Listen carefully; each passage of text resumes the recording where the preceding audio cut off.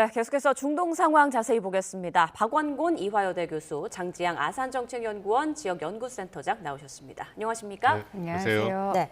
자, 트럼프 대통령이 이란 발전소 공격을 열흘 유예한 시한은 계속해서 카운트되고 있습니다. 이런 가운데 운명의 한 주를 지나고 있는데요. 조금 전 트럼프 대통령, 이란에서 아주 곧 떠날 것이다. 아마 2, 3주 내가 될 것이다 라고 말을 했습니다.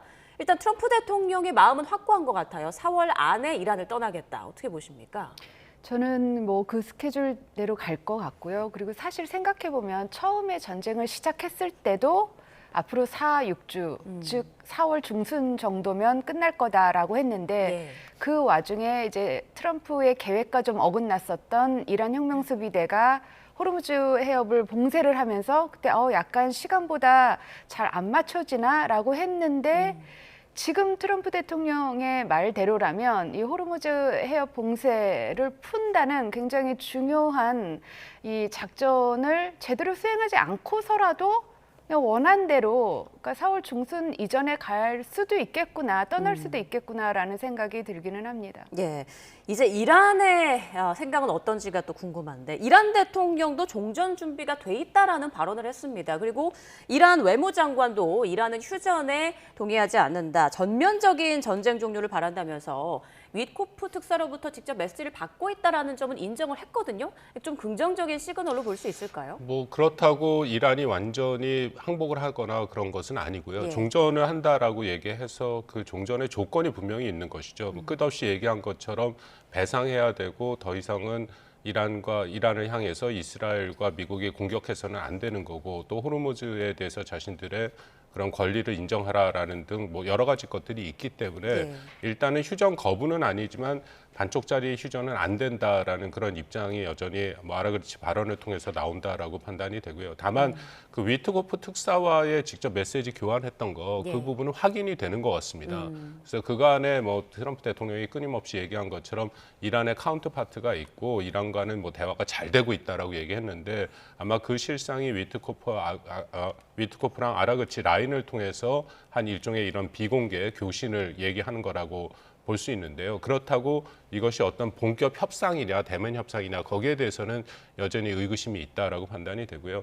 앞에서 우리 장지양 박사께서 잘 말씀하셨는데 트럼프 대통령은 이 정도면 거의 출구 전략을 지금 모색하고 있다. 네. 그렇기 때문에 아마도 일방적으로 좀 종전을 선언하면서 이제 발을 빼려고 하는 이제 그런 생각이 남아 있다고 하고요. 앞으로 2, 3주 얘기를 했는데 1차적인 시한은 결국 4월 6일, 우리로 따지면 4월 7일이죠. 지난번에 분명히 얘기한 것처럼 그때까지 만약에 이란이 사실상 미국이 원하는 그런 종전안들을 수용하지 않을 경우에는 대규모 폭격, 민간 시설을 포함해서 공격을 하겠다라고 얘기해 놓는 상태니까 아마 그것이 1차 시한이긴 한데 또 2, 3주 얘기를 한 거 보면은 네. 그 시한이 또 늘어날 가능성도 또 있지 않을까 하는 생각은 있습니다. 네, 어쨌든 지금 물밑 대화가 이루어지고 있는 것 같은데 그것 자체로 종전이, 그러니까 협상이 완전히 이루어질 수 있다라고 보긴 힘들다라는 말씀이십니다.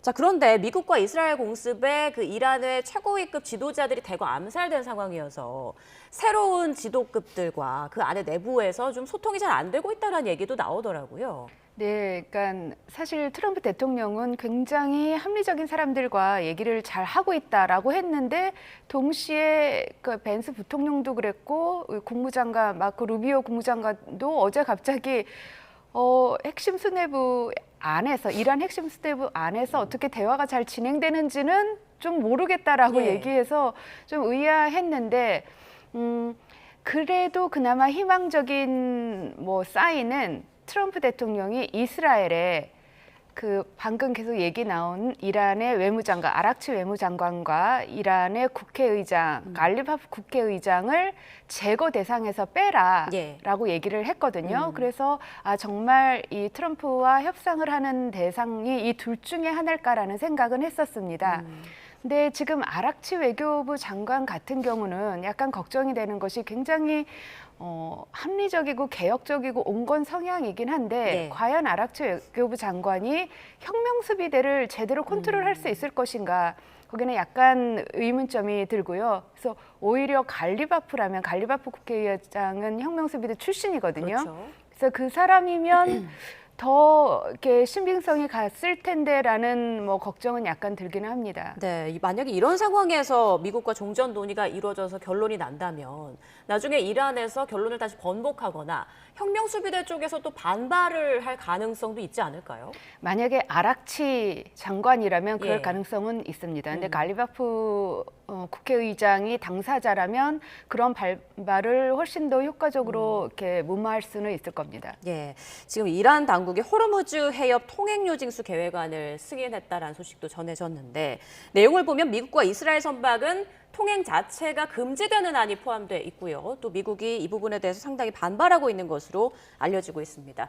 이란에 있어서는 이 호르무즈가 정말 협상력을 끌어올리는 최대의 카드, 무기라고 볼 수 있는 것 같아요. 전쟁의 양상을 바꿨죠. 예. 처음에는 호르무즈 해협을 봉쇄하기 전까지만 해더라도 이란과 또 이란에 대해서 이스라엘과 미국이 쉽게 승리를 할 것이다. 대규모 공습을 통해서 트럼프 대통령이 사실상 지도부를 교체했다라고 수준에 걸맞을 만큼의 지도부 제거도 됐고 그리고 핵이라든지 미사일에 대한 능력도 상당 부분 제거한 것도 맞으니까요. 이제 그것을 통해서 쉽게 전쟁을 승리할 것이다라고 생각을 했는데 갑자기 이제 호르무즈 해협에 대한 봉쇄를 정말 할 것이냐라는 생각을 갖고 있었는데 이란 혁명수비대가 본격적으로 시작하니까 전쟁 양상이 완전히 바뀌어서 지금은 일종의 이 전쟁이 호르무즈 해협에 대한 안전 통행을 누가 권리를 갖고 그것을 안전적으로 시행하느냐 혹은 이란이 거기에 대해서 여전히 권리를 갖느냐 그런 문제까지 발전이 됐다. 근데 조금 뭐 방금 말씀하신 것처럼 이 금지되는 안을 이란에서 통과됐는데 좀 우려되는 부분이 많이 있습니다. 일단은 그 금지 대상 중에 이란 제재에 적극적으로 참여한 국가, 사실 한국도 이란 제재에 참여하고 있거든요. 예. 그럼 우리도 대상이 된다라는 얘기인 거고 이것은 군사력이 아니라 지정학적인 어떤 위치를 담보로 해서 가장 강력한 협상 지렛대를 쓰게 있다. 우리가 잘 알려진 것처럼 세계 원유의 약 2,000배럴이 하루에 통과하면 거의 5분의 1의 수준인데 여기를 그렇게 통제하겠다라는 것은 전쟁이 어떻게 끝난 이후에도 여기에 대해서 유가나 또 그런 유가의 상승에 대한 불확실성은 여전히 남아 있는 것이고요. 예. 그리고 이 이후에 만약에 정말 이란의 의회가 이것을 제기한 것이 이란 정부에서 받아들여서 본격적으로 이것을 시행한다는 것은 이것은 아주 명백한 국제법 위반이기 때문에 항행의 자유라는 그런 원칙이 위배되는 거죠. 네. 이제 그렇게 되면은 당연히 많은 국가들, 한국도 포함해서 미국, 영국, 프랑스라든지 그런 모든 국가들과 힘을 합쳐서 다시금 이 문제를 또 다뤄야 되는 상황이 있다. 근데 한 가지 우려되는 것은 조금 전에 말씀을 나눴습니다만 트럼프 대통령은 그 문제에 대해서 이것은 자신의 문제가 아니다라는 식으로 예. 얘기를 하고 이건 동맹국들이 좀 책임을 져야 하는데서 발을 빼는 모습을 보이고 있거든요. 그렇다면 우리나 국제사회 입장에서의 좀 우려되는 사안은 트럼프 대통령은 일방적으로 종전을 선언한데 여전히 호르무즈 해협의 안전 통행권은 전혀 확보가 되지 않은 상태에서 일종의 정전이 이루어질 가능성이 있다. 이제 그런 것들이겠죠. 네, 말씀하신 대로 트럼프 대통령 호르무즈 해협 봉쇄와 관련해서 나는 모르겠다. 너희들이 알아서 해라라는 식의 좀 발언을 했습니다. 전쟁을 종결하겠다. 그러니까 해협을 이용하는 나라들이 가서 직접 봉쇄 풀면 된다. 이런 취지의 말을 했어요. 어떻게 좀 이해하고 계신가요? 그러니까 이 얘기가 우리가 이전에도 많이 들었잖아요. 그러니까 처음에 혁명수비대가 미국과 이스라엘의 계산과는 다르게 호르무즈 해협을 딱 봉쇄를 했을 때 바로 트럼프 대통령이 뭐라고 했냐면 호르무즈 해협을 통해서 나오는 에너지는 미국과 관련해서는 1%밖에 없다라고 대부분은 동북아 국가들이고 예. 중국, 그다음에 한국, 일본이다. 그러니 너희가 알아서 해라라고 하면서 그 당시에는 참전을 굉장히 압박을 했었죠. 그렇죠. 이제는 종전을 한다라고 하니 참전 압박은 없을 것 같은데 이제 이란 쪽에서 우리 앞으로 여기서 통행료 받겠다라고 하고 이제 트럼프 대통령의 논리라면 호르무즈 해협을 많이 이용하는 한국, 일본이 가서 알아서 이란과 협상을 하든 그렇게 해라라고 하지만 박 교수님 말씀하신 대로 이거는 명백하게 위법이고요. 호르무즈 해협은 공해이기 때문에 이제 앞으로 이란과 나머지 호르무즈 해협을 이용하는 나라들 간의 진한한 갈등 내지는 협상 합의가 필요할 것 같습니다. 네, 그러니까 트럼프 대통령 말대로라면 호르무즈 해협 봉쇄가 되건 말건 해결 없이 2, 3주 안에 우리는 이란을 떠나겠다. 그리고 나는 중국으로 가겠다. 미중 정상회담을 위해서 이런 계획을 하고 있는 것 같습니다. 자, 그렇다면 남은 우리나라를 포함해서 다른 국가들은 이 문제를 어떻게 해결해야 하는 걸까요? 그러니까 여러 나라가 함께 힘을 모아서 예. 이제는 정말 뭐 국제 규범과 원칙에 맞춰서 이제 이란과 얘기를 해야 되는데 이제 미국과 이스라엘의 문제도 이란에 정말 굉장히 체계적이고 유기적인 지휘부가 없는 것 같다라고 얘기를 하잖아요. 그럼 남겨진 우리도 이 호르무즈 해협 통행과 관련해서 이란과 얘기를 해야 되는데 사실 굉장히 초강경파인 이란 혁명수비대 같은 경우는 그러니까 국제 규범과 원칙에 따라서 얘기를 할 것 같지는 않거든요. 그렇죠. 그러니까 정말로 합리적이고 이란의 무슨 공익을, 이란의 국익을 대변할 만한 지도부, 지휘 체계를 찾아야 되는데 지금으로서는 좀 잘 모르겠습니다. 예, 그러니까 굉장히 그러니까요. 혼란스러운 상태라 맞습니다. 그래서 앞으로 이제 우리에게 남겨진 숙제가 굉장히 큰 것 같습니다. 네, 근데 최근 더불어서 이게 미국이 트럼프 대통령이 발을 빼겠다 호르무즈 해협에서 원하는 대로 되질 않습니다. 왜냐하면 트럼프 대통령이 그냥 일방적인 사실만 얘기하죠. 미국의 그 호르무즈 해협을 갖고 오는 원유는 뭐 1%도 안 된다라는 그 말은 틀리지 않았지만 호르무즈 해협이 막힘으로써 전체적인 유가가 상승하고 있고 특히 트럼프 대통령이 계속 발을 빼고자 하는 것은 미국 내 주유소의 기름값입니다. 그 제가 계속 확인을 하고 있는데 현재 갤런당 이 4불이 넘어가고 있거든요. 예. 이것은 그 전에 전쟁 전에 2불 한 80센트 정도 됐는데 이게 4불이 넘어가기 시작하면 미국 유권자들한테 직접적으로 체감되는 굉장히 심각한 체감 경제 지표가 돼 버립니다. 그렇다면 이것은 트럼프 대통령의 지지율에 직접적으로 반영이 되기 때문에 그것이 저는 가장 큰 전쟁을 빨리 종전하겠다는 이유 중에 하나고 그렇다면 전쟁을 종전한다고 유가가 떨어지는 것은 아니잖아요. 예. 떨어지기 위해서는 호르무즈의 안전 항해가 가능해야 되는 부분이기 때문에 저는 미국도 여기서 완전히 발을 뺄 수는 없다. 다만 트럼프 대통령의 표현을 보면 미국이 중심이 되되 다른 국가들이 훨씬 지금보다 적극적으로 필요하면 또 군사적인 조치까지 포함해서 호르무즈의 항행 자유를 위해서 안전한 항행을 위해서 기여를 해라. 이제 그런 얘기를 하고 있다라고 판단이 됩니다. 네, 그렇군요. 어찌됐건 트럼프 대통령은 출구 전략을 본격적으로 모색하면서 계산기를 두드리고 있는 것 같긴 합니다. 어제 백악관은 사우디와 또 아랍에미리트 같은 걸프 동맹국들이 종전 비용을 부담해야 한다라는 식으로 검토하는 이야기를 했는데 곧 트럼프 대통령의 공식 언급도 나오지 않을까라는 전망이 나오고 있죠. 그런데 과연 걸프국들이 이 명세서를 받아들일 것인가? 그리고 앞서 걸프전 때 우리나라도 일정 부분 전쟁 비용을 부담한 것으로 알려지고 있거든요. 이번에도 그럴 것인가? 어떻게 생각하세요? 글쎄, 뭐 트럼프 대통령이 내세우는 명분은 두 가지죠. 하나는 이들 국가가 이란에 의해서 공격을 받았다. 그러니까 이란이 위협이고 또 미국이 나서서 이란을 제거해주고 있으니까 위협을 제거해주고 있으니까 여기에 대한 비용을 내라라는 것이 그들의 안보 이익과 직결된다라는 그런 하나의 명분이고요. 또 하나는 방금 말씀하신 걸프전 당시 같은 경우에도 사우디나 쿠웨이트, UAE가 전쟁 비용의 절반 이상을 댔죠. 근데 그때랑 지금이랑 매우 다른 게 그때는 일종의 다국적 연합군이 구성이 된 거고요. 네. 그것은 당연히 미국과 사전에 다 상의가 있었고 동의가 있어서 시작된 전쟁이었고 그러기 때문에 거기에 대해서 비용을 지불한 거죠. 근데 이번에는 우리가 다 알다시피 이것은 이란에 대해서 이스라엘과 미국이 일방적으로 시작한 전쟁이고 모든 동맹국들에 대해서는 전체적으로 얘기를 하지 않았던 것이죠. 근데 걸프국 입장에서는 뭐 당연히 그 안보를 상당 부분 미국한테 의존하고 있는 상황이기 때문에 트럼프 대통령이 거칠게 그렇게 비용을 요구한다면 이것을 또 완전히 무시할 수는 없다. 그렇기 때문에 이게 동맹이냐 일종의 봉이냐라는 이제 그런 그 내부의 그 반발이 있을 가능성도 높고요. 대신에 어떤 직접적인 비용 지불보다는 뭐 미국산 물건을 더 사준다든지 아니면 미국산 그런 방위에 관련된 무기를 더 사준다든지 그런 식으로 뭔가 해결할 방법을 찾지 않을까 그렇게 생각합니다. 네, 트럼프 대통령이 자체적으로 종전을 선언해도 후폭풍, 파장은 계속 이어질 거란 전망이 나오고 있는데 트럼프 대통령 또 나토를 향한 불만도 계속 드러내고 있습니다. 이번 전쟁에 비협조적이었던 나토에서의 미국 역할이 조정될 수 있다 이런 말을 하기도 했고 탈퇴 가능성까지 나오고 있는데 전쟁이 끝난 뒤에 또 여러 가지로 혼란이 이어질 것 같습니다. 그러니까 뭐 나토로서는 예. 굉장히 뭐 무서운 협박처럼 들리겠죠. 왜냐하면은 나토 국가들한테 가장 큰 걱정은 사실 이란 전쟁보다는 지금도 진행되고 있는 우크라이나 전쟁이잖아요. 예.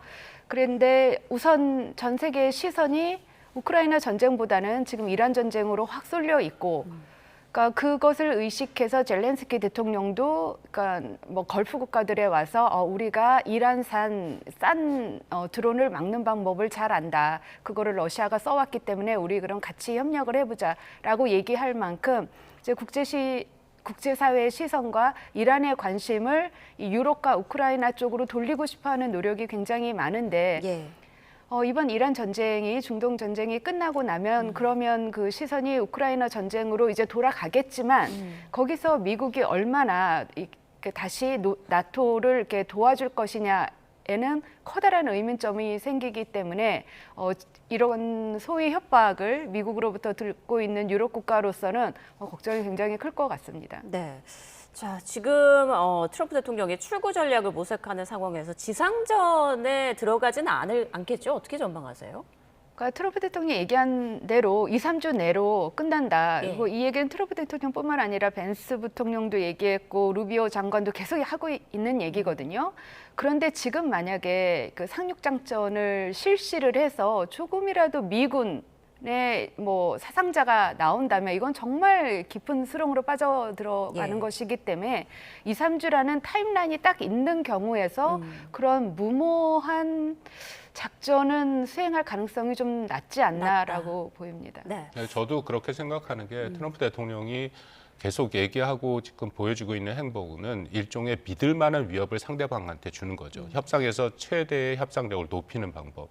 그러기 위해서는 지상군 작전을 배제하지 않는 것이 역시 미국한테 여러 가지 선택지를 더 넓힌다는 측면에서 의미를 갖고 이란을 긴장하게 만들고 있다. 근데 다만 트럼프 대통령이 되기 전부터 이런 지상군 작전에 대해서 긴 그 전쟁으로 끌려가는 것에 굉장히 비판적인 입장을 보였습니다. 이라크 전쟁이 대표적인 것이고요. 그렇기 때문에 과연 지상군 작전을 할 것인가에 대해서는 방금 우리 장 박사님 말씀대로 그 굉장히 뭐 어쩔 수 없이 피해가 발생할 텐데 그 피해에 감당하는 문제도 있고 지상전 작전을 시작하는 순간 이 전쟁은 길어질 수밖에 없습니다. 예. 이제 그런 면에서도 일종의 상당 부분 제한 요인이 있지 않은가 그렇게 판단합니다. 네, 앞서 호르무즈 해협 이야기 좀 길게 나눠봤는데 홍해 입구도 막힐 가능성이 계속 제기되고 있죠. 지금 이란이 후티 반군에 홍해도 막을 준비를 하라 계속 압박하는 것으로 알려지고 있는데 이란의 이런 압박을 받아들일까요? 후티 반군이 그래서 어떻게 후티도 일단 뭐 자신들도 거기에 동의하겠다라니까 그러니까 완전히 막는 건 아니지만 예. 전쟁 참전을 얘기했죠. 근데 한 가지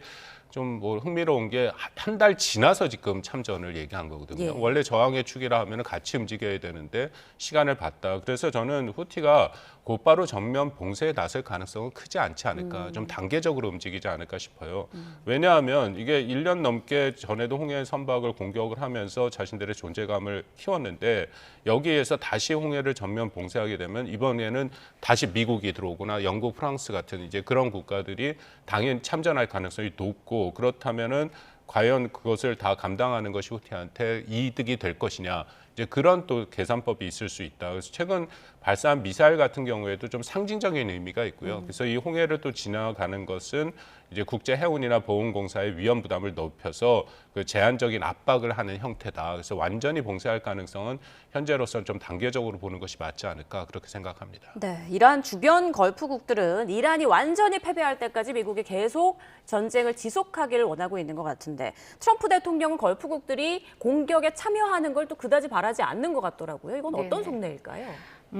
사실 지금 미국과 이스라엘이 주도하는 전쟁이 굉장히 고도의 군사 기술에 기반한 뭐 정보전 그리고 이 뭐 타격도 굉장히 고도의 잘 정제된 외과식 이런 수술 타격이라고 알려져 있잖아요. 네. 거기에 비해서 걸프 국가들은 그만큼 뛰어난 그러니까 뭐 군사 기술을 갖고 있지 못하고 같이 군사 훈련도 미국과 이스라엘만큼 하지는 못했거든요. 그래서 지금까지 물론 이란 뭐 국민들이 피해를 많이 받기는 했지만 미국과 이스라엘이 강조하는 것 중에 하나가 우리가 한 달 전쟁을 벌였지만 그렇게 많은 사상자가 나지는 않았다라고 얘기하면서 왜냐하면 우리가 뭐 사이버, AI, 정보전에 기반한 고도의 기술을 통해서 외과식 수술 외과 수술식 타격을 했기 때문에 이게 가능했다라고 늘 뭐 이렇게 추켜 세우고 자랑을 하는데 예. 그러한 이런 작전을 같이 벌이기에는 걸프 국가들의 뭐 군사력 내지는 같이 함께 훈련을 했던 경험이 굉장히 낮기 때문에 함께 하기를 원하지는 않을 것 같습니다. 아, 그런 이유에서 함께하지 않는다라는 말씀해 주셨습니다. 최근 또 아라그치 이란 외무장관이요. 사우디아라비아를 향해서 형제 국가라고 칭하면서 중동 지역에서 미군 철수를 요구했습니다. 그 사진 하나를 올렸는데 최근 사우디 미 공군기지에서 이란의 공격으로 파괴된 미 군용기 사진을 올렸더라고요. 이건 어떤 의도, 어떤 이유라고 보세요? 또 미국을 고립시키기 위한 일종의 여론전을 하고 있다. 뭐 너무 잘 알려진 것처럼 이란과 사우디는 각각 시아파와 수니파의 종주국으로서 사이가 역사적으로 굉장히 안 좋죠. 예. 근데 그럼에도 불구하고 이것을 이란의 입장에서는 마치 외세, 미국을 중심으로 하는 외세대 이 중동에 있는 민중 간의 그런 구도로 바꾸려고 하는 이제 그런 노력이다라고 판단이 됩니다. 방금 그 기지 피격 사건을 보여주셨는데 네. 그 기지 피격 사건 저 사진도 결국은 이란이 사우디 자체를 공격하는 것이 아니라 사우디에 있는 미군 기지를 공격하고 있다. 그래서 이것은 일종의 갈라치기를 하려고 하는 이제 그런 입장을 보이고 있다라고 판단이 되고요. 근데 예. 과연 이것이 적절하게 작동을 할 것이냐? 왜냐하면 빈살만 황태자 같은 경우에 사실상 사우디의 통치를 하고 있는 그 사람 같은 경우에는 이번 전쟁에 대해서, 그러니까 이란에 대해서 이스라엘과 미국이 공습하는 거에 굉장히 긍정적이고 찬성하는 입장을 보이고 있다라고 얘기를 하고 있고, 또 걸프 국가 중에 사우디 같은 경우에도 이번에 이란이 완전히 좀 무력화되는 것이 자신들한테도 유리하다라는 그런 판단들이 있다라고 알려지고 있거든요. 네. 그렇다면은 이란이 말하는 이런 것을 사우디가 수용할 가능성은 현재로서는 커 보이진 않는다라고 생각합니다. 네, 지금 군사작전과 함께 고도의 심리전도 이루어지고 있음을 볼 수 있는 대목인 것 같습니다. 이스라엘 네타냐후 총리는 이런 말을 했습니다. 과거 이란이 이스라엘 목을 조르려 했으나 이제는 이스라엘이 이란의 목을 죄고 있다. 뭐 내부, 그러니까 국내 여론을 의식한 발언이다라는 해석이 나오던데 어떻게 보셨어요? 전형적인 국내 여론, 뭐 국내 청중을 뭐 상대로 하는 얘기인데 예. 트럼프 대통령만큼 이 종전, 정전, 휴전이라는 이슈에 굉장히 스트레스를 받는 사람이 네타냐후 총리일 텐데 이란 시민들은 네타냐후 총리를 그렇게 지지를 하지 않습니다. 아직까지도 네타냐후 총리 지지율은 30%가 넘지를 않거든요. 예. 하지만 이제 처음에 이란 전쟁을 시작을 했을 때 이스라엘 시민들의 지지율은 80%, 지금은 60%인데 이제 전쟁에 대한 피로도는 늘 매일같이 올라가기 마련이라서 뭐 워낙에 시민들로부터 큰 지지를 받지 못하는 네타냐후 총리가 그래도 지금 미국이 떠날 준비를 하니 우리도 거기에 뭐 보조를 맞춰야 되는데 이때까지 전쟁이 굉장히 성공적이었다라고 하면서 시민들한테 나를 뭐 지지하지는 않더라도 우리가 전쟁을 성공적으로 끝마쳤다라는 뭐 메시지를 보내고 싶어하는 것 같습니다. 예. 미국 내부 여론도 잠깐 보겠습니다. 헤그세스 미 국방장관이 전쟁 직전에 전쟁 수혜 주식에 대규모 투자를 시도했다라는 의혹이 나왔습니다. 트럼프 행정부 인사들이 내부 정보 이용해서 뭐 수익을 노렸다라는 이야기들 계속 나오고 있는데 여론에 굉장한 악영향을 줄 것 같은데요. 그렇습니다. 이것이 사실로 밝혀진다면 전쟁의 명분이 다 없어지는 거죠. 예. 왜냐하면 미국민들은 가서 피를 흘리고 자신들이 낸 세금으로 막대한 비용을 들여서 전쟁을 하고 있는데 전쟁을 지휘하는 사실상의 전쟁부라고 불리는 사실은 국방부죠.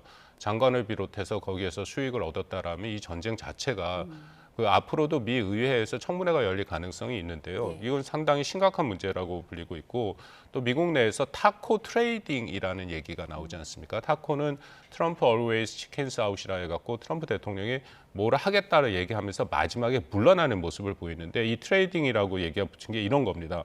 그러니까 트럼프 대통령이 강력한 위험 메시지를 얘기를 합니다. 예를 들어서 뭐 4월 6일까지 안 하면 전체를 다 부셔버리겠다. 그러면 주식 시장이 굉장히 또 떨어지게 되죠. 그럼 떨어지면 그때 주식을 산 후에 트럼프 대통령이 그거 아니고 사실은 또 몇 주 후에 괜찮아질 거야 또 얘기를 하면 다시 주식이 올라가는 이제 그 틈을 활용을 해서 뭔가 거래가 이루어지고 있다라는 게 미국 내부에서 나오는 언론에서 나오는 얘기들이거든요. 혹시라도 이 전쟁에 관련된 사람들이 그런 것을 하고 있다라고 알려지면은 이것은 권력층이 정말로 큰 이제 도덕적인 타격을 받으면서 전쟁 자체에 대해 미국민의 완전히 지지를 상실하게 되는 상황이 올 수도 있다라고 판단합니다. 지금 미국 곳곳에 노킹스 시위가 이어지고 있잖아요. 보수 쪽에서만 벌어지는 건가요? 아니면 전반적인 분위기라고 볼 수 있을까요? 양극화기 때문에 트럼프 대통령의 지지율이 지금 36%까지 떨어진 것은 맞는데 여전히 중요한 것은 36%의 지지율이 있다라는 것이고요. 그리고 중요한 것은 이란 전쟁에 대한 전반적인 지지, 전쟁을 시작한 거에 대해서는 역시 50% 정도는 지지를 한다. 특히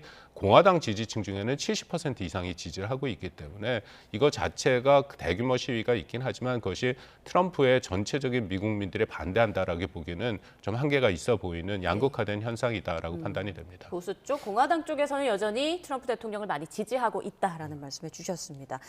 자, 이란의 새 최고 지도자죠. 모주타바 얘기 마지막으로 좀 해보겠습니다. 이란 주재 러시아 대사가 언론 인터뷰에서 모주타바가 이란에 있다라고 말을 했거든요. 그런데 지금 모습도 목소리도 계속 공개되지 않고 있어서 여전히 여러 신변 이상설은 계속되고 있는데 만약에 공개하지 않는다면 그 이유는 단순한 안보, 안전 문제일까요? 어떻게 보세요? 저는 안보 안전 문제일 것 같지는 않고요. 그러니까 어쨌든 제3대 최고 지도자가 아무리 안보 안전이 그러니까 걱정된다 하더라도 지금이 이란 국민들한테 가장 모습을 드러내야 될 결정적인 시기인데도 아직까지 드러내지 않고 있는 것은 뭔가 심각한 문제가 있고 이럴수록 지도부에 대한 정통성, 정당성은 떨어질 테고 민심은 굉장히 차갑게 식을 것이라고 저는 생각합니다. 네, 알겠습니다. 지금까지 두 분과 함께 중동 사태 짚어봤습니다. 박원곤 이화여대 교수, 장지양 아산정책연구원 지역연구센터장과 함께했습니다. 고맙습니다. 감사합니다.